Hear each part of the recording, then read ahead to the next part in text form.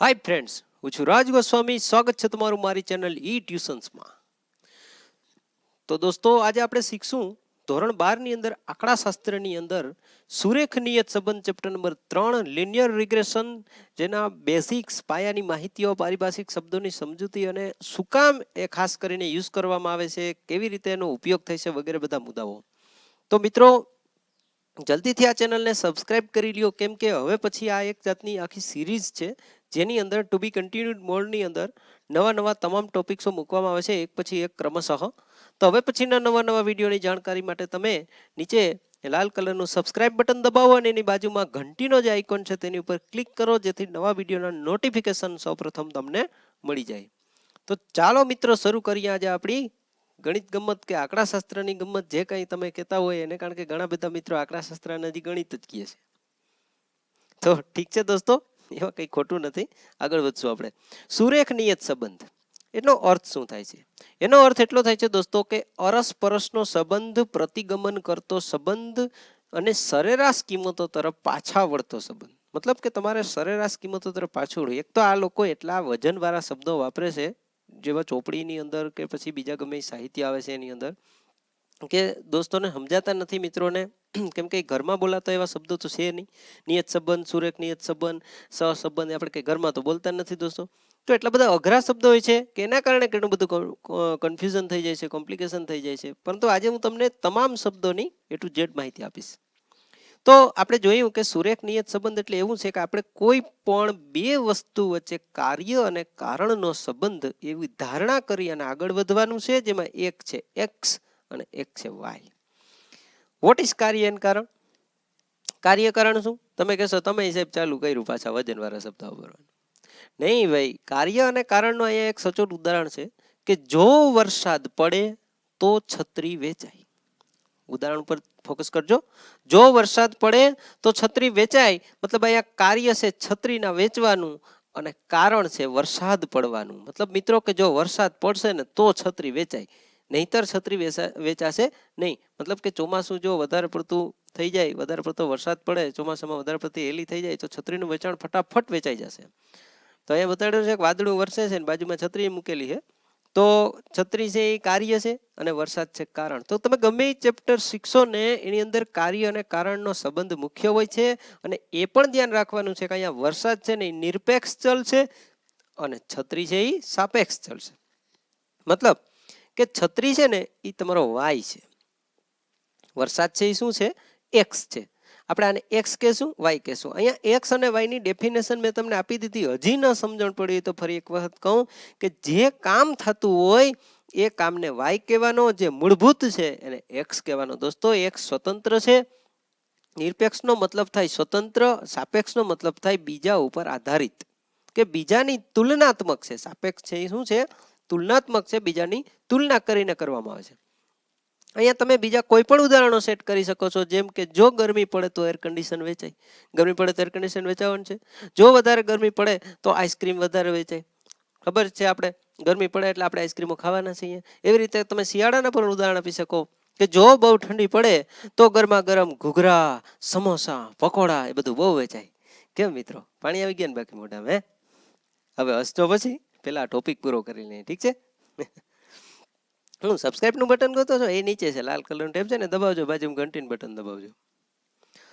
તો મિત્રો, આગળ જોઈએ આપણે કે નિયત સંબંધ રેખાનું અન્વયોજન કેમ કરવું. આ મેન છે. નિયત સંબંધ રેખાનું અન્વયોજન તમામ દાખલામાં પૂછાશે. આ નહીં આવડે એટલે તમારા માર્કની અંદર પણ કંઈ એવું બધું તમે કાઠું નહીં કાઢી શકો વધારે, કેમ કે આ ચેપ્ટર ઘણું અગત્યનું છે અને આના આધારિત તમે ઘણું બધું પાયાનું આંકડાશાસ્ત્રનું નોલેજ છે પણ સમજી શકો છો.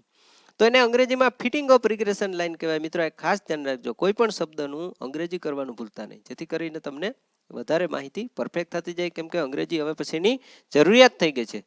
તો નિયત સંબંધ રેખાનું અન્વયોજન શું કામ કરવા આવે દોસ્તો? તો કે ભવિષ્યની ધારણા કરવા માટેનું. અહીંયા આપણે કોઈનું ભવિષ્ય જોવાનું નથી હો ભાઈ, તું મોટો થઈને આ બની આ બની એમ. ભવિષ્યની ધારણા એટલે કે આ બધા વસ્તુ ક્યાં વપરાય છે મિત્રો? તમને એક બીજી વાત કહું કે આ નિયત સંબંધ રેખા, સહસંબંધાંક છે, બીજા સૂચક આંકો છે, આ બધાનું કામ શું છે? તમને ઘણી વખત પ્રશ્ન થતો કે હું કામ અમારું લોહી પીએ છે એટલા અઘરા ચેપ્ટર ઉદયને. ઘણા મારા વિદ્યાર્થીઓ મને કહે સાહેબ ગણિતનો એવું કંઈ ભણે? સાહેબ બીકોમમાં કંઈ એવું હોય ગણિત ના આવે એવું. મેં કીધું ભાઈ તો તું બીકોમ ને બદલે ઘર કોમ કર. તો દોસ્તો અહીંયા આપણે જોઈશું કે ભવિષ્યની ધારણા કરવા માટેનું સમીકરણ, મતલબ કે કોઈ પણ વસ્તુનું પ્રોડક્શન કરતા હોય કારખાનાવાળા છે કે કંપનીવાળા ફેક્ટરીવાળા છે કે કોઈ પણ મેન્યુફેક્ચરર છે, અર્થશાસ્ત્રીઓ છે, આંકડાશાસ્ત્રીઓ, મનોવૈજ્ઞાનિકો કોઈ પણ છે, તો જ્યારે કોઈ પણ ધારણા કરતા હોય કે એક પરિબળમાં ફેરફાર થાય તો તેને આધારે બીજા પરિબળમાં કેટલો ફેરફાર થાય, બસ મિત્રો એ જાણવા માટેની જે સિસ્ટમ છે એને નિયત સંબંધ રેખા કહેવાય. તો નિયત સંબંધ રેખાનું મહત્વ જ છે કે એના આધારે તમે આરામથી ચેક કરી શકો બધી પરિબળોની ધારણાઓને. બે રીત આપી છે દોસ્તો, એક છે વિકર્ણ આકૃતિની રીત અને એક છે ન્યૂનતમ વર્ગોની રીત.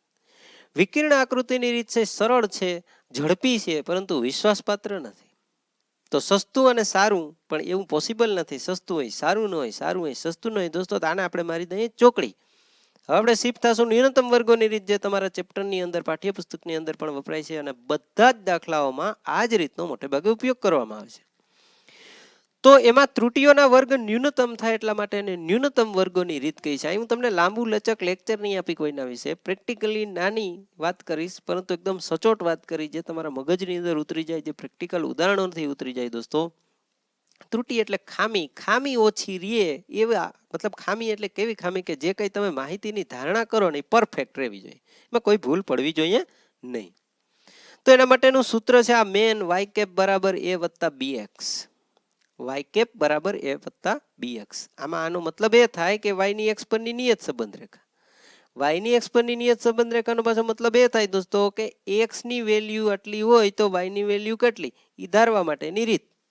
હવે એક એક શબ્દ જોઈએ આપણે. તો વાય કેપ છે વાયની અનુમાનિત કિંમત. વાય કેપનો મતલબ શું થાય? અનુમાનિત કિંમત એટલે ધારેલી કિંમત, એમ અનુમાન કરેલી કિંમત કે આ એક્સ આટલો થશે તો વાય ની કિંમત આટલી થશે, એમ આ ભવિષ્યની ધારણા કરેલી કિંમત છે. એ શું છે દોસ્તો? એ છે કે એક્સ બરાબર 0 તો વાયની સરેરાશ કિંમત કેટલી. મિત્રો એ ઘણા બધા દોસ્તો 90 માર્ક લે એવા આંકડાશાસ્ત્રમાં એને ખબર નથી પડતી હજી કે એ બરાબર શું. એની વેલ્યુ એવી છે કે જો કોઈ કારણસર એક્સ 0 થઈ જાય તો વાયની સરેરાશ કિંમત કેટલી, અને એ પોસિબલ છે. એક્સની કિંમત કદાચ 0 થઈ જાય, મિત્રો અહીંયા એક વસ્તુ ધ્યાન રાખજો કે એક્સની કિંમત 0 નહીં થાય તો આ વસ્તુ પોસિબલ નથી. આ સમીકરણ જ આખું, આ ધારણા હોવી જ જોઈએ આપણી પાસે કે એક્સની વેલ્યુ 0 થાય તો પણ વાયની અમુક કિંમત તો રહેશે ને રહેશે જ. મતલબ કે એક્સ બરાબર 0 તો વાય બરાબર 0 તો નહીં જ થાય. અને વાયની સરેરાશ વેલ્યુ લેવાની છે. ન સમજાય તો બાજુ મેં ચાર્ટ દોરીને સમજાવેલું છે. તમારા ચોપડીમાં આના માટે વરી પાછો વજનવાળો શબ્દ અંતઃખંડ એવો શબ્દ મૂકેલ છે, એટલે તમને વરી પાછી ખબર નહીં અંતઃખંડ વરી એમ. તો અહીંયા સમજાવેલું છે કે આ સરેરાશ વેલ્યુ જે આપણે ડિફાઇન કરશું એને આપણે એ કહેશું.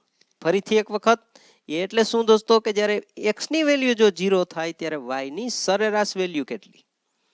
હવે આપણે જોશું બી. તો બી ની વેલ્યુ શું છે? તો કે બી છે નિયત સંબંધાંક. મિત્રો આપણા પિક્ચરનો હીરો, ફોટા પોસ્ટર નીકળ્યા હીરો, એ છે આપણો બી, નિયત સંબંધાંક. બી મેન છે. અમિતાભ બચ્ચનની જેમ હે જહાં હમ ખડે હોતે હે લાઈન વहीं से शुरू होती है, એમ આ બી છે ને મિત્રો, એ જ્યાં ઊભો રહી જાય ત્યાંથી જ દાખલો સ્ટાર્ટ થશે. કેમ કે બી મળશે તો જ તમને એ મળશે, અને બી અને એ મળશે પછી તમને વાય કેપ મળશે. તો બી ને સમજવો જરૂરી છે. બી ને બીવાય એક્સ પણ કહી શકીએ, એટલે કે વાયની એક્સ પરની નિયત સંબંધ રેખા. યાદ રાખજો, પહેલો અક્ષર હોય એની સંબંધ રેખા બને બીજા અક્ષર ઉપરની. અહીં આપણે એ પણ જોશું કે જો x+1, if x+1 then y is what.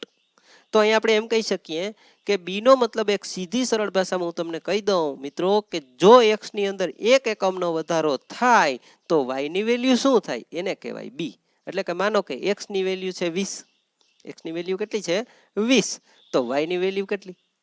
આપણે ઉદાહરણ તરીકે ધારી લઈએ કે માનો કે ઉનાળામાં તાપમાન 40 ડિગ્રી છે ત્યારે વાયની વેલ્યુ, આપણે અહીંયા એર કન્ડિશન ધારી લઈએ વાયને, તો એર કન્ડિશન કેટલા વેચાતા હતા? તો કોઈ દુકાનવાળો પોતાની ધારણા કરે કે જ્યારે 40 ડિગ્રી ટેમ્પરેચર હતું ત્યારે મારે મહિનાના 20 એર કન્ડિશન વેચાય છે. હવે 40 માંથી 41 ડિગ્રી ટેમ્પરેચર થયું તો એર કન્ડિશન કેટલા વેચાશે, એને કહેવાય બી. સરળ ભાષામાં સમજૂતી એની આ. અને એક્સ એટલે કે આપણી ધારેલી કિંમત, જે તમને રકમમાં પહેલેથી આપી દીધી હશે છેલ્લે, કે જો એક્સ ની વેલ્યુ એટલી હોય તો વાય ની વેલ્યુ કેટલી થાય? તો ફ્રેન્ડ્સ આજે આપણે જોયું સુરેખ નિયત સંબંધની અંદર એકદમ પાયાનું નોલેજ. હવે પછીના વિડીયોમાં જોશું આપણે નિશ્ચયકતાનો આંક કેવી રીતે કામ કરે છે. આના પણ અમુક શબ્દો હજી છે એને પણ જોશું. નિશ્ચયકતાનો આંક આર સ્ક્વેર છે એ શું છે, આરથી કઈ રીતે અલગ પડે છે, અને શું કામ એની વેલ્યુ શું, એનું અર્થઘટન શું, એ બધા માટે અમારો હવે પછીના વિડીયોને જોવા માટે જલ્દીથી આ ચેનલને સબસ્ક્રાઇબ કરી બેલ આઇકનનું બટન દબાવી દેજો. મિત્રો તમારો સમય આપવા બદલ ખૂબ ખૂબ ધન્યવાદ. Thank you very much friend.